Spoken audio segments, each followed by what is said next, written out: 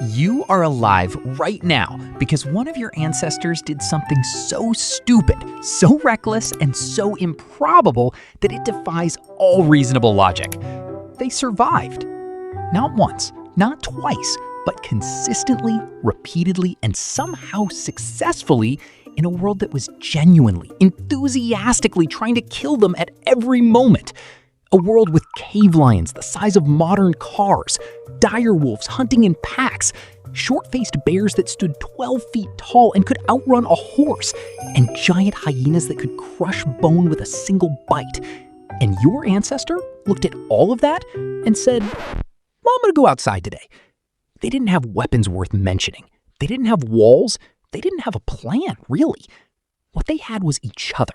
A brain that worked slightly better than everything trying to eat them, and apparently an absolutely unhinged amount of determination to not die. Here is how they actually did it. The first thing you need to understand is that ancient humans were not apex predators. Not even close. For the majority of prehistoric human history, your ancestors occupied the middle of the food chain. They were prey. Actual, genuine, on-the-menu prey. Fossil records from sites like Swartkrans in South Africa show early human skulls with puncture marks that match the teeth of leopards perfectly. Scientists have found ancient human bones inside eagle nests. Your ancestors were packed lunch. But here is where it gets interesting. Something shifted. Slowly, incrementally, and then all at once. The same species that was being dragged up into trees by leopards started doing something no other animal had figured out. They started cooperating on a scale nothing else in nature could match. This is the finding that researcher Robin Dunbar at Oxford University has spent decades building a framework around. Social cooperation, he argues, is the single most powerful survival tool in human history. Not claws, not speed, not size. The ability to coordinate large groups of individuals toward a shared goal, like, for example, not getting eaten by a cave lion, was the evolutionary leap that changed everything. A single ancient human encountering a cave lion was a snack. 20 ancient humans with sharpened sticks working in coordinated formation, making noise, throwing objects, and communicating in real time was a threat. A credible, serious, occasionally lethal threat to an animal that had ruled its environment for millions of years. Your ancestors essentially invented the concept of the group project. And unlike every group project you have ever been part of, this one actually worked, because the penalty for it not working was immediate and personal. But cooperation alone was not enough. Fire changed everything. The control of fire, which anthropologist Richard Wrangham at Harvard argues in his groundbreaking research began as early as 1.5 million years ago, transformed the human survival equation in ways that are almost impossible to overstate. Fire did not just provide warmth and cooked food, though both of those things were significant. Fire provided something more immediately critical. It kept the predators back. Almost every large predator that threatened ancient humans was nocturnal or crepuscular, most active at dawn and dusk, hunting in low light. The cave lion, the leopard, the giant hyena. Darkness was their advantage. Darkness was the environment in which ancient humans were most vulnerable, most isolated, most likely to be picked off. Fire destroyed that advantage overnight. Literally overnight. A fire at the cave entrance meant the predator had to approach through light. It meant the humans could see it coming. It meant the whole group would wake up. Suddenly, the predator's greatest tactical advantage, darkness and surprise, was neutralized by a burning pile of wood that any child in the group could maintain. The predators did not evolve fast enough to counter this. They had spent millions of years refining their hunting strategy around darkness.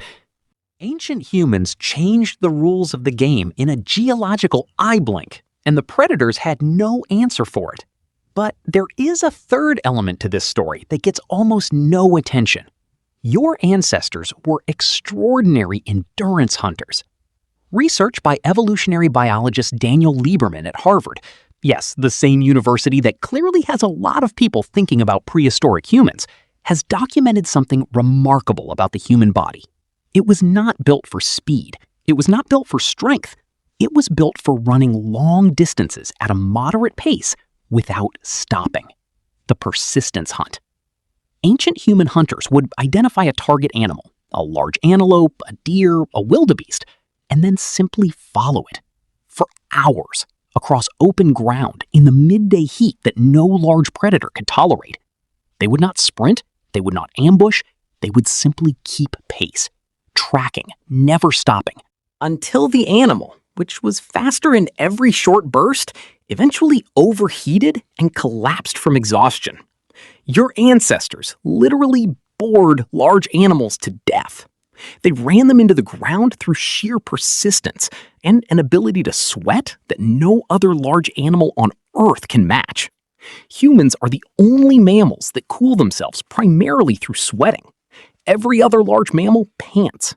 Panting requires stopping or slowing down. Sweating does not.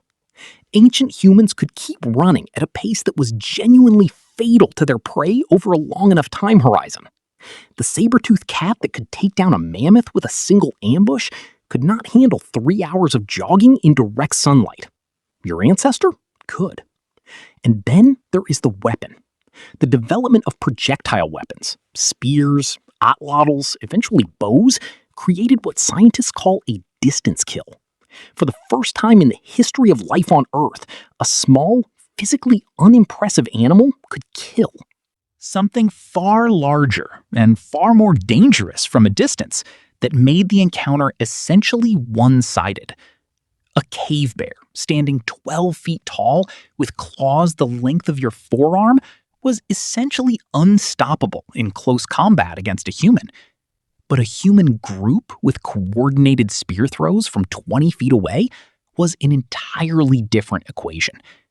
The bear's entire evolutionary toolkit, size, strength, claws, became largely irrelevant the moment the killing could happen at range. This is the moment, according to paleoanthropologist Pat Shipman in her book The Invaders, that the megafauna extinction began. As modern humans moved into new territories with their coordinated hunting, their fire, and their projectile weapons, the large predators and megafauna that had never encountered this combination of tactics began disappearing at rates that had no natural explanation. The woolly mammoth, the cave lion, the giant ground sloth, the short-faced bear, the dire wolf, gone. All of them. Not because of climate change alone, but because something new had entered their environment. Something that cooperated. Something that used fire. Something that could follow them for 8 hours in the heat and then throw a sharpened stick with enough force to penetrate their hide from a safe distance. Something that, for the first time, was more dangerous than them. Here is the part that should genuinely change how you see yourself. You are not the descendant of the humans who played it safe. Every human who played it safe probably did not survive long enough to become your ancestor. You are the descendant of the ones who ran toward the cave lion, the ones who charged the mammoth, the ones who looked at a 12-foot bear and thought, I think if we all throw things at it simultaneously, we might be okay. The reckless ones, the cooperative ones, the ones who refused to accept that something bigger than them meant something more dangerous than them. That is your inheritance. The next time something feels impossibly large and impossibly threatening, and your instinct is to back away, remember that your ancestors looked at cave lions and giant hyenas and short-faced bears and decided that the answer was not retreat. The answer was to get a bigger group, build a fire, and start throwing things. And here you are. Your brain just added something new, something it won't forget. That's what this channel is for, one hidden truth at a time. Subscribe so you never miss the next one. And if this made you think differently, drop it in the comments. See you in the next one.